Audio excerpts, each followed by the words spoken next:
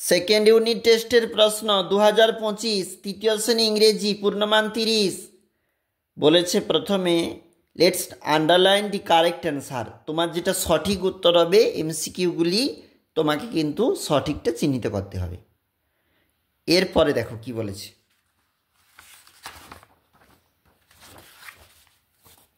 এটা পরবর্তী page. Answer the following question is in full sentences, সম্পূর্ণ বাক্যে উত্তর দাও। রয়েছে কিন্তু 1 নাম্বার করে 4টি।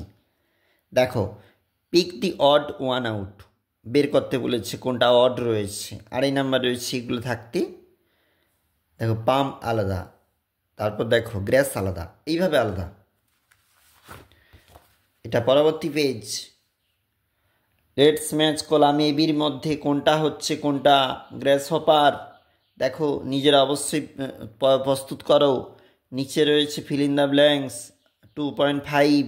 দেখো এইগুলা রয়েছে এবং তার জন্য কিন্তু একটা বক্স, একটা শব্দাংশ রয়েছে, সেগুলা কিন্তু চুজ করে তোমাকে এগুলো ফিল আপ করতে হবে। এটা পরের পেজ। লেটস রিঅ্যারেঞ্জ, সাজিয়ে লিখতে হবে।